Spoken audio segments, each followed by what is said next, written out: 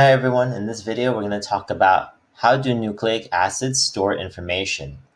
As we know, computer hard drives and external hard drives, they can store information on their chips. So how do we store information about us inside of our DNA? So nucleic acids is an organic molecule. These are the instructions that tell your cells which amino acids uh, are supposed to be used in order to build the different protein that you have.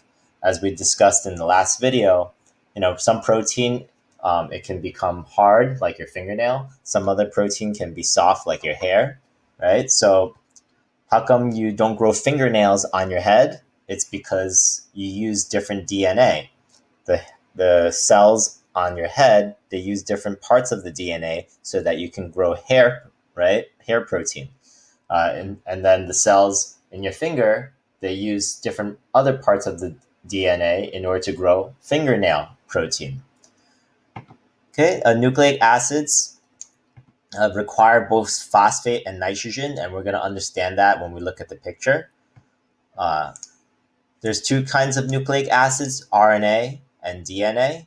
RNA is single-stranded, DNA is double-stranded. And so the classic picture that you always see, let me just draw it real quick, right? DNA is like this. That's the picture that you always see. And then RNA, sometimes you see it, sometimes you don't. RNA is just one single strand, okay? And the full name of RNA would be ribonucleic acid. Full name of DNA is deoxyribonucleic acid. The name comes from the sugar, which we'll talk about in a second as well. So basically, for DNA, it's made up of GCAT, those nucleotides. And what's a nucleotide? We'll talk about that in a second. GCAU is used to build RNA. And so the G stands for guanine, C stands for cytosine, A stands for adenine, T for thymine. RNA has the same thing, except instead of a T, RNA has a U. So uracil is in RNA. Okay? So how come they're able to pair up? So you can see in DNA, you see like it's this double strand structure and they connect together. So they're able to bind together because of hydrogen bonds. So inside of the guanine, the cytosine, the adenine, the thymine, the uracil, inside of those nitrogenous bases, they have hydrogen attracted to each other. And so that's why they kind of stick together.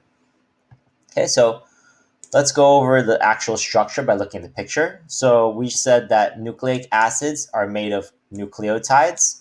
Nucleotides themselves are made of three parts. So the first part is phosphate, right? You see, oops, undo. So phosphate, you see here, phosphate is used to build the nucleotide. Sugar, so pentose is a 5-carbon sugar. So here, sugar is used to build the nucleotide. And the most important part, obviously, would be the nitrogenous base. So the GCAT, those provide the instructions, or U inside of the RNA.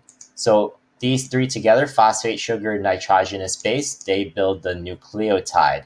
And that's the main instruction of DNA or RNA.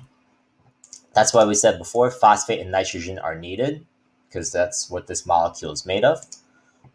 Before I talked about how RNA, right? Where does its name come from?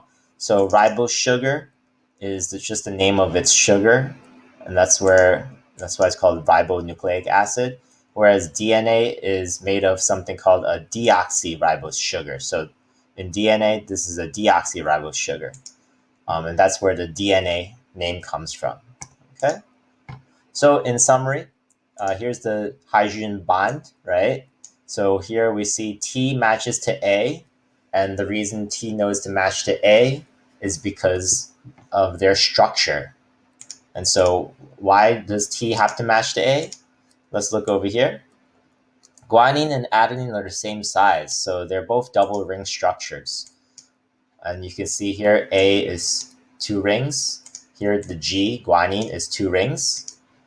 Cytosine, thymine, and uracil are the same size. They're just single rings. This is why A binds to T, and G matches to C. So the best way to remember is GCAT. G matches to C, A matches to T, right? And that also means that T matches to A and C to G.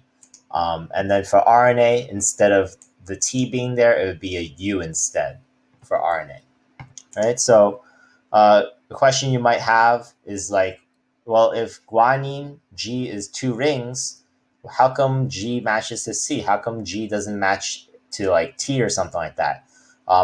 We would have to go into more detail than I'm going to get into for this video, so don't worry about that. It has to do with its molecular structure once again. But the main reason why T doesn't match to C is because T is single ring and C is also single ring. That's why A matches to T, C matches to G, okay? And then finally, DNA has a way that it's read, because if you read it one way, it won't be the same as reading it another way. So just as a quick example, right? I could just use the words on this paper. So as a quick example, we read from left side to right side, right? If I read opposite, it wouldn't make sense. Like if I started saying, oh, group hydroxyl A is there, right? Reading backwards is confusing. It doesn't make sense. And so for DNA and RNA, they're instructions, right? And so they have a part that you start reading from the 5' end. So you read from the 5' end over to the 3' end. So you read straight down. So let's look at this molecule here, right? So 5' end, that means if we read this DNA here, it would be TCA, because you read from 5' to 3'. And then if you wanted to read this DNA over here, it would be TGA, because once again, you read from 5' to 3'. If you read in the other direction, it's not going to mean the same thing, right? Like if I write like, I don't know, dog, right? Dog does not mean the same thing as God, right? It does not mean the same thing. So the direction that you read it in matters. Okay. So how do you know which side is the 5' end?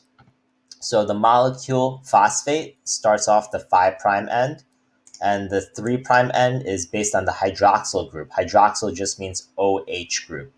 So that's how the molecules themselves know which side is 5', which side is 3', because molecules don't have a brain. They don't know which way is 5, which way is 3. But molecules, they do react with like the phosphate, or they do react with the OH. And that's how the molecule knows which way to read the DNA or the RNA. Okay? And so this is how nucleic acids store information, because they base pair. G matches to C, C to G, A to T, and T to A.